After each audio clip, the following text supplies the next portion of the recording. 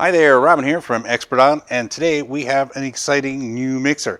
This is going to be a mixer that we use in a lot of videos as a reference point, so I thought today besides having it taken out, it's on display right there all ready to go, start off by introducing it to you. So this is the PMX-648 BT. It also comes in a 646 if I'm not mistaken. Yep. So this is the 8-channel version. It also comes in the 6-channel version. It has a lot of great features that are going to cover the gamut for different types of people. So regardless of using for podcasting or making videos, or using it at home for a small band or karaoke, or taking it out with you, this is going to do it. It also has great features like Bluetooth plus 2 aux inputs on it, which we're going to cover all of that in today's video, and a whole bunch more. And this mixer even has a subwoofer control and sliders that everybody likes instead of just knobs. So why don't we take a look-see at what's on the table. So here we are. Still haven't seen the mixer yet because we have a drop-down camera. There we are. Now you get to see the mixer. We also have this set up 2 different ways. So we have it set up so this way I can use it as a lavalier, which is what I was doing right now. The intro was on a lavalier. Now I have a condenser microphone in front of me. So what can I do? Of course, the condenser microphone is going to sound better, even though this is an AKG SR40 Mini 2, which basically means it's a really good price, high quality microphone as a lavalier. But when it comes to condenser microphones, if we look at reasonably priced condenser microphones like what we have here, which is from M Audio, this is the same as the MPM 1000, which is also a great price microphone. But being a condenser, they've gotten this down to an art. There's a science to doing this, and they've done a really good job, and the price point is awesome. So we are going to switch over now, and what I'm going to do is I'm going to turn on this microphone and then turn off the lavalier. So now you're hearing me on the actual MPM 1000 or M Audio's equivalent, which is part of their package, their Studio Pro kit. So there we go. This allows me some freedom. You're going to get to hear it, and I'm not going to have any rustling sounds from the actual lavalier on my shirt. So if we take a good look at what the mixer is all about, because that's what brought you down here today, watching this video, is to see this mixer. Now, like I said before, it's going to make a lot of people happy, not just because it has a lot of knobs on it, but of course it has 6 mic inputs on top, 6 line inputs below it, plus an additional 2 line inputs off to the sides. So we got 1, 2, 3, 4, 5, 6, and 7, 8 in stereo right here. Now you would think it would end there because, well, you know, it advertises itself as an 8-channel, but no, we have our digital tracks coming in or coming via our Bluetooth or MP3 option on the USB over here. Now this unit also has the ability of giving me options on the output. Now we do see our main sliders here for our left and right channel. We see a sub, which is actually for subwoofers. And then we have over here, we've got our aux 1 and 2 and options for effects. That means that we can have 2 separate stage monitors if we're using it for live setup, operating on 2 different speakers. So this way, each person can set up the sound for their monitor as they want. So all you do is use either auxiliary 1 or auxiliary 2, and you turn up the channels that you want to hear on your monitor. Now that's for a live setup. You can also use the aux options if you're going to be doing a podcast or a video setup where you're going to want to take callers. And if you want to take callers, you're going to need to get yourself either a Go Vocal, which is from TC Helicon, or you can get yourself an iRig. There's probably generics by the time, you know, it comes down to getting one of these. Don't just plug your phone directly into the mixer using adapters and stuff. Get yourself a proper box to do the job. This is going to allow me to take the actual caller. So when I plug my phone in here, I can take the caller and send them to, in this case, these 2 channels right here, which happens to be channels 7 and 8. I can have the first caller on here. Then I'm going to be able to have the caller listen to the overall conversation. So everything that everybody's talking about. So maybe I have 4 mics because there's 4 people in the conversation. I can have that caller listen into everybody's conversation by using the aux 1 output. Then what do I do then? I just turn up all the channels that I want the caller to listen to. Maybe it's just me, but maybe it's everybody else as well. The important thing is not to have the caller hear themselves. So that's why we use the aux option. This is called a mix minus. We have a whole video that talks about just mix minus. If we're lucky, there'll be a little pin up on top right now and you'll be able to see it. So that little pin up there is just me talking about a mix minus option. The problem people have when they take calls is that you don't want the caller to hear their own voice. So you have to basically eliminate their voice from what they hear at the other end of the phone. I mean, this can be another laptop or a tablet that you have set up, and the person could be on a video chat. It could be anything, but you really need to address the fact that you've brought them into the mixer, but you definitely don't want them hearing themselves with a delay because they won't be able to follow the conversation. So there you go. That's option number 2 for the auxes. Now, if you're using it at home, and let's say you are going to use this for a karaoke system, which would be crazy top end for sure, if you've never used a monitor at home to listen to yourself when you're doing karaoke, well, then that's a big, big feature. And if you're a professional karaoke, that's also a nice plus for the whole thing. Outside of that, if you're going to be plugging into a band, remember, that's always a great way to rehearse is to have aux options. So this way people, if they're using in-ear monitor or not, can plug in and have exactly what they want to have. On to some of the other big features on the actual unit. Down here, we've got 2 red buttons on all the channels. These red buttons are mute and Pfl. Mute basically is descriptive. As you can tell, all the channels I'm not using are muted. So this one actually should be muted as well. Now, with all of these things muted at the top, the only thing that's coming out the mains crystal clear is the actual first channel. Even though I have some turned up, the only one that's making its way to the main out is channel 1 in this case. Now, what is the Pfl for? Pfl allows me to use my headphones and do the exact same thing. The only thing I'm going to hear through the headphones will be whichever Pfl function I turn on. So if I only want to listen to myself talking, I would turn this Pfl function on, make sure none of the other ones are on, and then I'll be able to hear that out of my headphones. That's how Pfl works. Now, I can also choose options like, instead of having the Pfl on at all, I can choose specific things to be on the headphone. I can choose my main, and that'll be what comes to my headphones, or I can choose the sub, and that's by using these 2 buttons right here, and that'll bring us right to what's going on here. Now, remember, when you're using any of the aux functions, you still get options with the effects. That being said, let's talk a little bit about the effects. A lot of machines out there have 16 or they have 24 now, which is a new standard in having effects. There are other machines that have just 10 effects, but then they give you a parameter option so you can really get a variable between your effects. They've combined both of them in here, and they've gone bonkos with the quantity. First of all, as the overall effects options, which are listed across the top, and they'll be down, by the way, in the actual description, there's 26 effects. Each effect has 16 different levels that you can notch it up. So when you find an effect that you like, it may be too grand or it may be too small, and you'll be able to adjust that by going through the scale. And that's why there's 380 separate DSP effects built into this unit. Now, that being said, that's a lot of effects to remember, and remember where they are. You're going to come across a bunch of them that you like. So this machine has given you 4 memory settings for your actual effects. So you can choose any of them. Use the up and down button to find what you'd like. Then you just hold down the actual memory 1, 2, 3, or 4, and you can program it into there as well. Now, they're not sacrificing any quality when it comes to the effects. When you put them on, you're going to get good quality effects. 32 bits at 48 kilohertz, which is going to be our standard for CD quality. So quality is going to be fine. The detail is going to be absolutely incredibly sharp and accurate because of the 32 bits. Some of the other features that you're going to find off to the side here is the fact that, well, like we're using it right now, it's an audio interface. It will plug into your computer. It will work with Audacity or any of the other software tools that you like to use.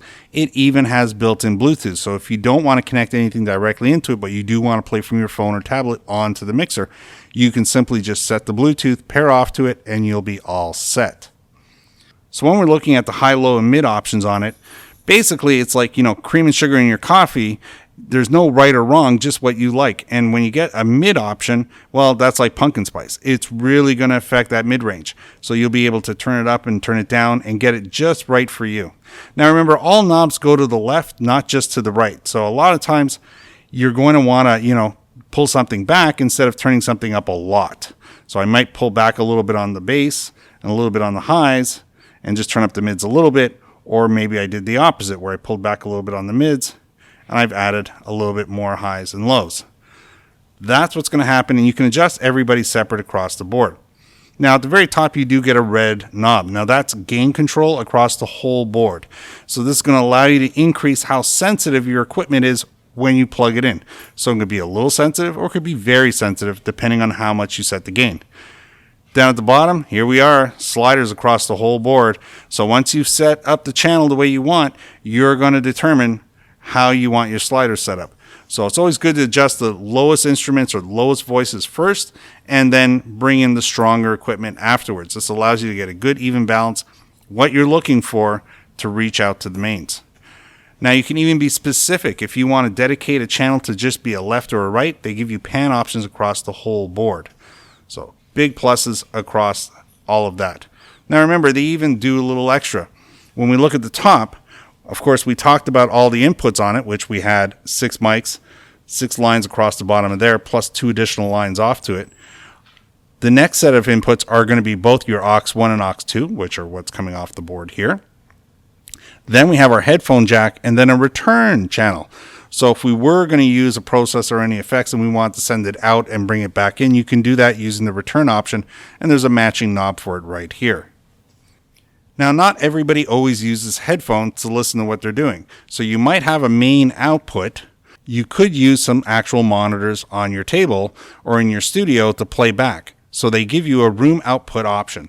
So that's not the same as the actual main out. That's going to be equal to whatever's going on with your headphones.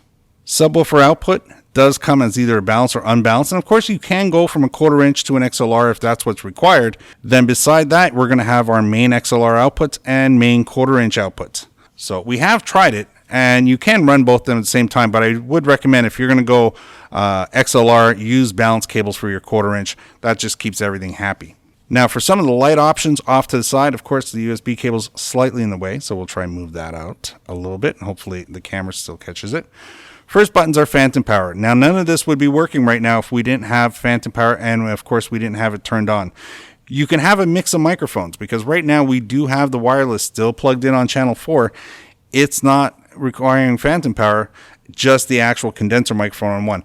It all runs fine. If you don't have any condenser microphones, of course, don't have it engaged because it will eventually add a little bit of background noise, but it's accumulative. So I'm not worried about having it on when I need it, but if I'm not using it, I definitely would turn it off. Then you have a power light, and then right beside it, which the light's not on, but I will make it go on. I will press this button right here. Then remember the PFL we were talking about, so we know what we're listening to on the headphone. This is good and bad. We need to know when it's on. So they give us a light here that indicates PFL is in use. Because if I try and listen to any of the other channels, and this channel's on, all these other channels are muted right now. All these other channels, when it comes to the headphones or to the actual control room for my monitors, they're muted. If I turn this off, now my headphones are going to be able to listen to all the channels. But as soon as I turn one on, that's it. The only thing it's going to listen to is whichever one I've turned on. So either we have none of them on, or we definitely have the one we want on. Then you're going to have your headphone option, and you're going to have your room out option on top. Now remember, if you're not using PFL across the bottom, and that light is off, you are going to have to make a decision because you're going to have to send something to your headphones. So we're either going to send the main output, so by pressing that button, these actual channels here, which represent what's coming out of the mixer, is also what's now going to be coming out to the headphones. Now, if I wanted to keep track of what was playing out here on my subs, I can press that as a separate input. So now I can either listen to both, or I can listen to just one, the sub or the main. Some people do get confused. They see sub, they think it's like a bus channel or a sub channel, which means these channels would have had additional buttons on it. And that would be if I wanted to create a second grouping. And that's not how this works. So if you notice, there's no option here for main or channel 1, 2 or main or sub. There's no additional buttons here. So here, this is definitely representing subwoofer. We even verified it in the manual just to make sure. Pyle finds this very handy to have, and a lot of people do enjoy having it. If you do have a subwoofer, having a separate sub control from your mains is very exciting. It allows you to have your volume at a lower level, and bring in the sub. And if you want more bass, you don't have to go back to the rear end of your equipment and do some manual adjustments on how much volume you have on the sub versus how much volume you have on your mains. So it's really exciting to have this here. You just set your equipment up to the loudest volume that you're going to want to play it at, and then just control it separately right from here. So here we are. This is really what we're talking about. It's a very exciting mixer. I mean, we're going to use it in a whole bunch of videos, so this way we can show how to do certain particular things. But I did think it was very important that we looked at it and took a lot of time and attention on all the knobs that are on it, because there's lots of reasons to get this mixer, and it solves a lot of problems for a lot of folks. Sometimes you don't even realize you've got an issue with something, or that you're going to have a challenge down the road when you're trying to put your whole package together. This is going to make that a lot easier. So if you're looking for a step up, and I got to be honest, Pfl's definitely testing the waters here. This is a whole new series of products. They only have 2 of them in their lineup. This makes 4 separate lines of mixers that they now make. This particular one is at the top end of that. They're now mixing their product between a consumer product and a commercial product. Makes it really important because they know that people want to have more in their mixer. They are looking at the features people are interested at, especially when it's a mixer you're taking home and you're going to use for a whole bunch of different projects. That mixer's got to offer the features that you're looking for. I think a mixer like this really does the job. Now, again, yes, compared to the other mixers they have, price point's higher. But when you compare this feature for feature against another mixer that's going to have everything we talked about today, most of them won't even come up to the level of this, but they are going to definitely cost $100 or $200 or $300 more. That doesn't mean that this is lower quality. It just means that Pfl has got a crazy amount of buying power when it comes to negotiating with the manufacturers. And sometimes the manufacturers just really want to have them as a partner. Remember, they're not a design company. They get approached, or they approach manufacturers who have products, in this case mixers, and talk them through what they want or what the manufacturer thinks would work best for them. And then they come up with a great price point, and then they buy literally thousands of them and they put them out there.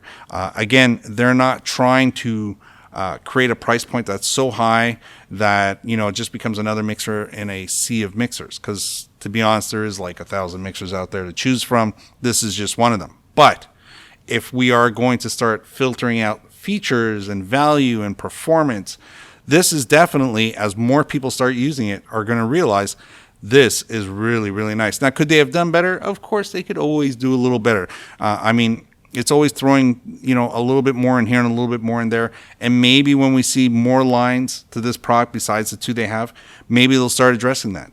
Right now, they want to make sure they covered all the features and get all the buttons on the actual unit. There's not a lot missing from this particular machine. Now, you are going to notice, just like the Mackeys, there's no more EQ on the actual unit.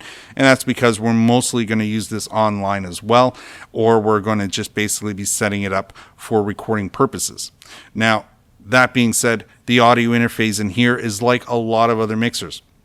If you buy a separate unit, and you invest a couple of $100 or $150 just in your audio interface, you could probably find something that's 4 times better with detail. So if we were to compare it to, let's say, picture quality on a TV, let's say what's going to come off of here would be like DVD quality, right? So I mean, it's rich, it's detailed, it's crystal clear, there's no effects in the background, and we don't have any problems with it. We're really liking it.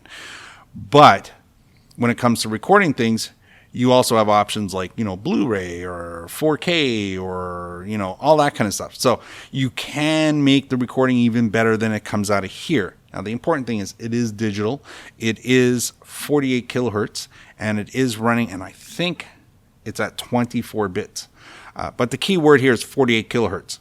You can buy separate audio interfaces that are going to run at up to 192 at the point when we made this video for roughly $150. So yes, there are options out there. It doesn't come with software bundled in it, and that's okay. You can use Audacity. That's what I'm using right now. So that's not a problem. Now remember, all the channels get mixed down to a single channel. That's going to record everything. Even though it appears as 2 separate channels in Audacity, it's really 1 channel of pure audio. Yes, left and right, it's all mixed down, so we have a single channel. So you may want to record things in layers, so this way you get a full setup ready to go. Will they fix that down the road? I don't see it necessarily as a problem because half the mixers out there right now still operate this way. I think maybe the next generation, or if they come up with higher end models, if this one works out really well, we might see that where they give us 2 channels, or if it's really exciting, they might give us, 2 out and 4 in, start really playing around with the options, because there's lots of great options out there. But for now, that's everything about this particular mixer. Do I recommend it? Absolutely. If as long as it's in the price of a mixer that you're looking for, if it's all the features you're looking for, it's going to be really hard to not want to buy it, because the next one up's going to cost you a couple extra $100, and you're going to have to make that choice, and that choice is yours to make. So I like to say thanks for watching. Remember, hit the like button. That seems to be the big YouTube thing lately. If you've subscribed, I want to say thank you very much. If you haven't subscribed, by all means, do hit the subscribe button. It's always nice to add subscribers to the package. We're getting close to like 20,000, so I want to thank everybody who's actually subscribed. That's very impressive, and I want to say thank you very much. So there you go. We'll see you in the next video. Just as a side note, we are going to be working on live. That's actually why this whole setup is done the way it is now. We've been testing it. It's working. We're going to figure out exactly when to do it. We do have a time slot because we did have a survey when it came to doing live. Everybody seems to want to have it in Toronto, New York time at 7 o'clock. We're going to figure out what day that's going to be. It might be on the weekend because YouTube, of course, tells me do your live stuff on Saturday or Sunday. So, and also we also have an Amazon product channel now, which is on Amazon. Eventually we will go live on that too, but right now we just do product videos. That's all the intro videos. When you see an overview video where I'm just talking about the product and you go, I might have seen that before. Those videos are mainly made for Amazon first, and then we bring them back to YouTube just so people have a choice to see it there as well. But we'll also be going live on Amazon as well. So again, I want to say thank you very much. See you in the next video. Bye for now.